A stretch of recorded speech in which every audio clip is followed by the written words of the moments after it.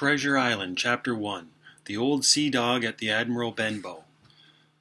A great number of people have asked me to write down the whole story of Treasure Island, and I shall do that, but I will leave out the location of the island because the treasure is still out there. The story begins back when my father was running an inn called the Admiral Benbow. The night was bitter, and we could hear a howling wind outside when the old seaman with a scarred face first made his way through our door. In he blew, a strange sight with his sea chest being dragged behind him in a wheelbarrow. He was strong and tall, with nut-brown skin and a blackened pigtail hanging over a dirty blue coat. In fact, everything about him looked dirty, including his hands and nails. The witness of the scar that spread across his cheek stood out against his grimy skin.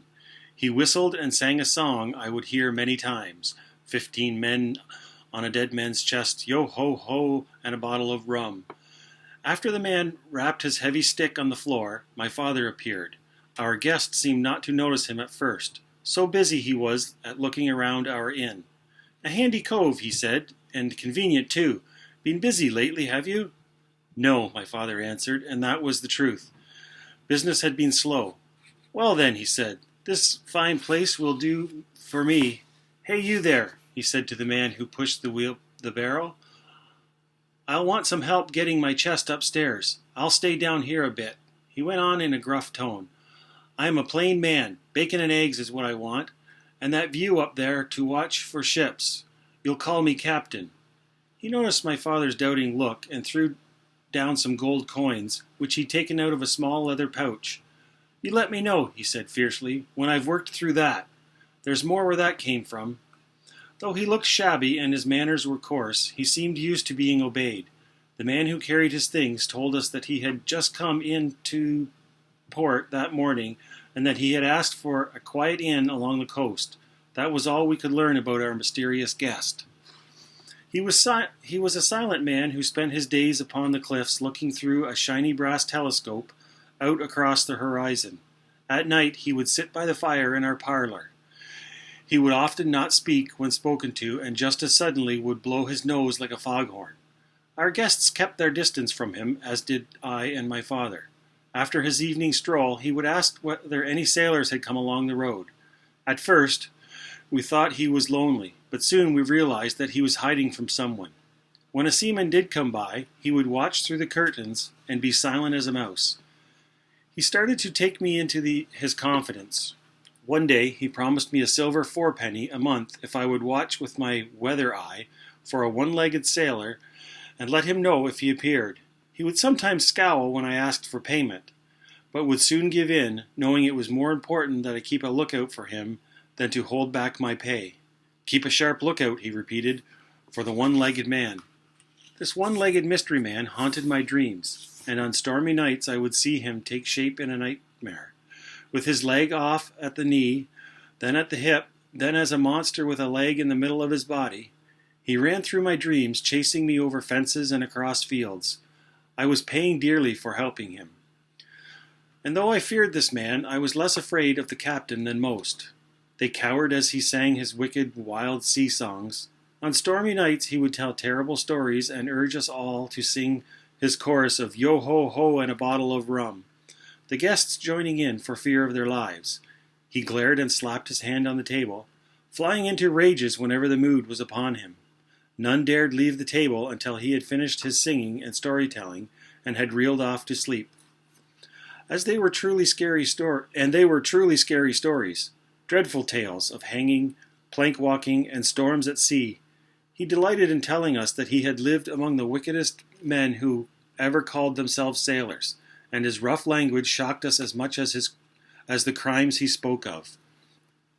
My father thought the inn would be ruined. People would stay away, he said, but I think the captain's presence brought newcomers to our inn. They were afraid at first, but they soon allowed some excitement to enter into their quiet lives. There was even a party in his honor where the young man called him a sea dog and old salt, and claimed he was the sort of fellow who made other nations show respect for us at sea.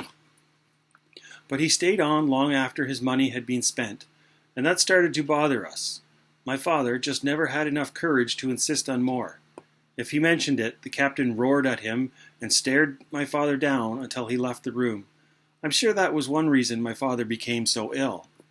The captain never changed his clothes, and when his hat frayed, he threw it into the sea. He repaired his own coat, and by the end of his stay it was nothing but patches.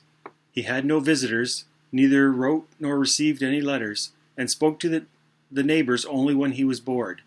None of us ever saw the great sea chest when it was open.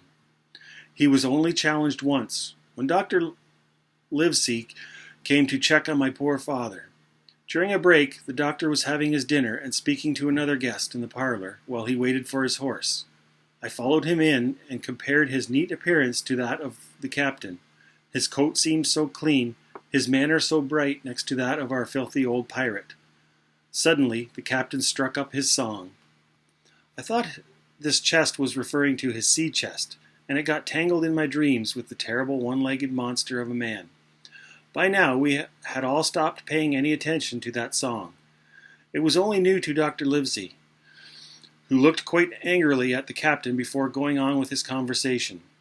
Soon the captain waved his hand for silence, and we all stopped talking, except for the good doctor, who went on speaking loud and clear. The captain glared at him and commanded, "Silence below decks!" Dr. Livesey turned to him and said one thing. "I have never before found the need to listen to scoundrels, and I certainly shall not make any exceptions tonight." The captain jumped up in an awful temper and flicked open his knife, threatening to stab the doctor. Dr. Livesey stood stock still and spoke in the same voice, loudly saying, "If you do not put that knife away, I shall see you hang." They glared at each other with terrible eyes, but the captain soon folded and sat, growling like an old dog. But the doctor was not finished. "Now that I know your kind is in my district, know also that I'll have my eye on you. I'm not only a doctor, I'm also a judge. Let me hear one word of complaint against you, and I'll have you hunted down and driven out of town. Let that be warning enough to you." The doctor's horse soon came, and he rode away. But the captain held his peace that evening, and for many more to come. End of chapter 1.